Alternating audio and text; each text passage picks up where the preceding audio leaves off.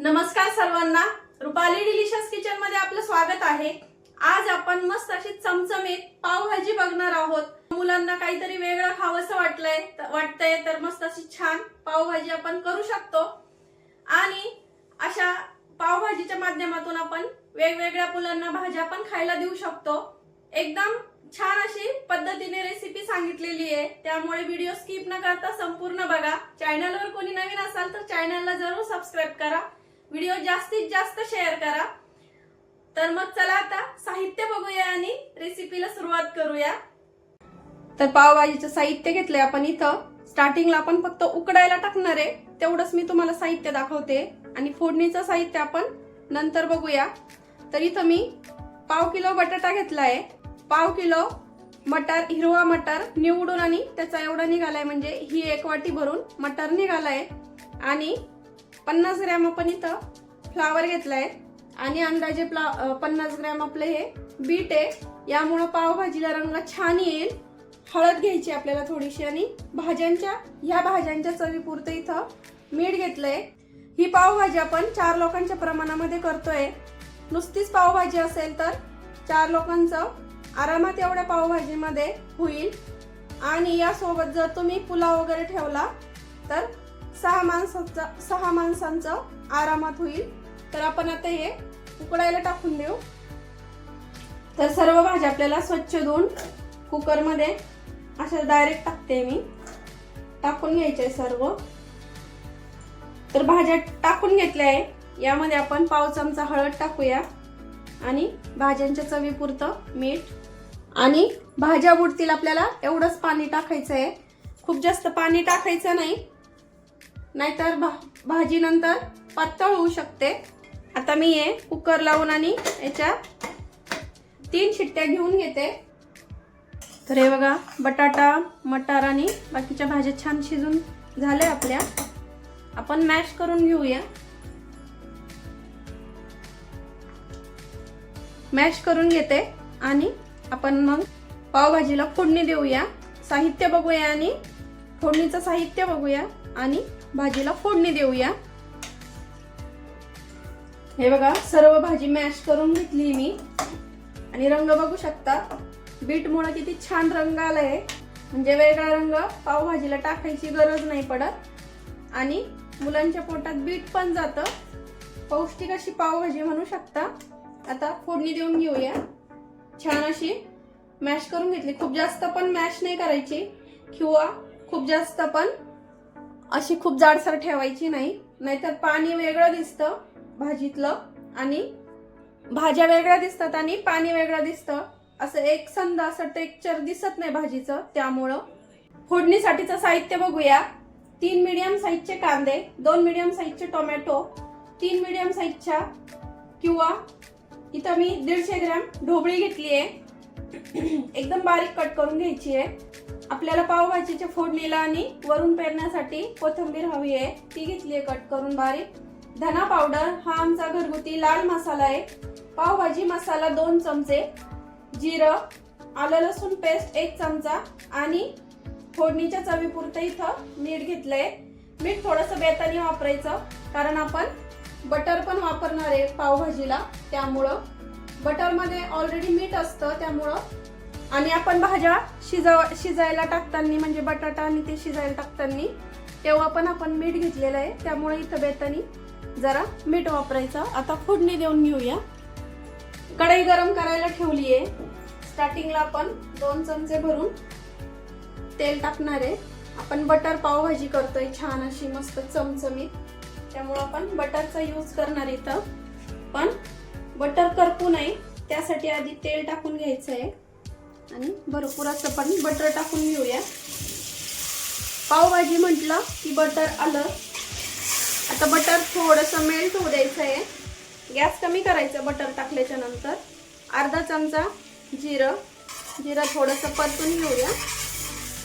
जिरं परतलं की आपल्याला 3 कांदे कट करून घेतलेले हे टाकून घ्यायचे। आता कांदा आपल्याला छान परतून घ्यायचा आहे लाल रंगावरती, असं तांबूस होईपर्यंत मस्त असा परतून घेऊया। कांदा तांबूस रंगावरती आला की आपल्याला इथं टोमॅटो आणि ढोबळी टाकून घ्यायची आहे किंवा शिमला मिरची, बऱ्याच ठिकाणी वेगवेगळी नाव असतात. आता आपल्याला ही छान परतून घ्यायची आहे आणि लवकर परतावी यासाठी आपण मीठ टाकून घेणार आहे. सर्वच चवीपुरतं जे मीठ घेतलंय ते. ढोबळी एकदम बारीक कट करायची म्हणजे छान पटकन परतते. मसाले पण आपण आत्ताच टाकून घेणार आहे सर्व. आलं लसूण पेस्ट घेतली ही आत्ता टाकून घेऊया आपण.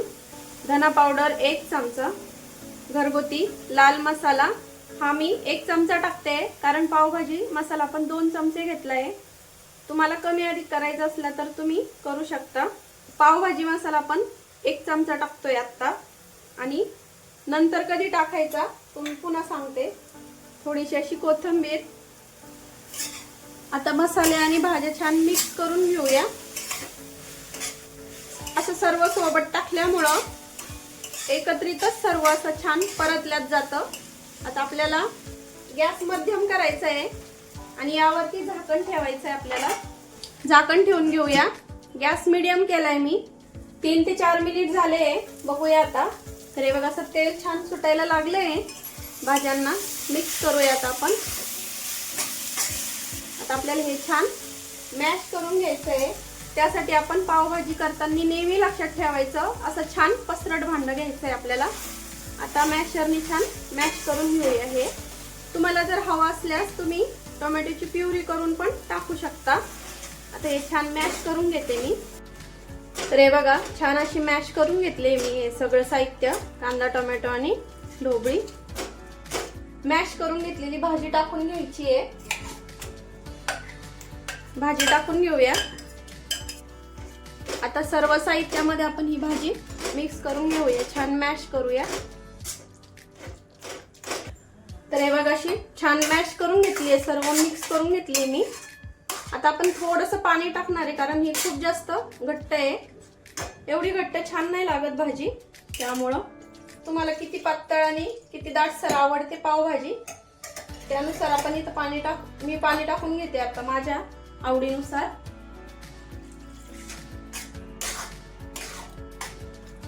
आणि भाजीला रंग न टाकता तुम्ही रंग बघू शकता भाजीचा किती छान आलाय. अगदी बाहेर ठेल्यावर मिळते तसा रंग आलाय. तर हे बघा अशी इतपत अशी पातळ भाजी छान पावभाजी छान लागते. आता आपण सर्वात शेवटी जो 1 चमचा उरवलेला पावभाजी मसाला आहे तो वरण टाकायचा. पावभाजीचा वरण मसाला टाकल्यामुळे आणखी छान फ्लेवर लागतो. आणि भरपूर अशी कोथिंबीर. आणि पावभाजी म्हटलं की भरपूर असं बटर आलंच त्यामुळे भरपूर असं आपण बटर टाकून घेऊया. आता मिक्स करूया भाजी आणि 10 मिनिट आपण छान अशी झाकण ठेवून रट शिजवून घेऊया. झाकण ठेवायचं नाहीतर खूप उडते भाजी आणि गॅस ओटा वगैरे खराब होतो.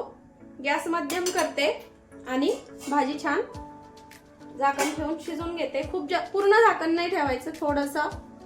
असं थोडंसं ठेवायचं अर्धवट. 10 मिनिट झाले आहे. बघूया. आणि अधूनमधून भाजी मिक्स करत राहायची नाही तर खाली करपू शकते. हे बघा मस्त झाली एकदम अशी परफेक्ट झाली आहे. एकदम अशी छान एकदम मध्यम अशी पातळ आणि अशी दाटसर झाली आहे. छान मध्यम अशी दाटसर झाली आहे. अशीच पावभाजी खायला छान लागते. खूप जास्त अशी पाण्यासारखी पण खूप छान नाही लागत. आणि बघू शकता पाणी वेगळं आणि भाज्या वेगळ्या अशा काही दिसत नाहीये. एकदम टेक्स्चर छान आलंय भाजीचं. आणखीन थोडीशी कोथिंबीर टाकूया. आता पाव शेकून घेऊया आपण. तर आपण इथं पाव घेतले आणि मध्ये असा कट करून घेऊ आपण पाव सुरीच्या साहाय्याने. हे बघा असा. तर आपण इथं पाव शेकण्यासाठी बटर घेऊया. बटर वरती असं पाव आपण शेकून घेणार. इथं छान असे खरपूस आपण भाजून घेणार आहे. आणि तुम्हाला आवडत असेल तर त्यावरती आपण छान ठेल्यावर कसं करतात एकदम आपण त्या पद्धतीमध्ये करू. छान अशी पावभाजी टाकायची आणि असे मसाला पाव छान तयार करून घ्यायचे आपण. तर आपले असे पाव पण इथं आता रेडी झाले. सर्व करून घेऊया।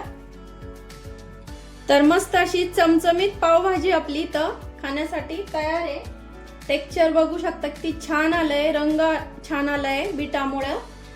असं वेगळा असा कलर टाकायची गरज नाही का काहीच नाही, आणि सुगंध तर एवढा छान येतोय ना काय सांगू तुम्हाला। आणि पावभाजी म्हटलं की भरपूर असं बटर आलंच, त्यासोबत मऊ लुसलुशीत असे आपले पाव,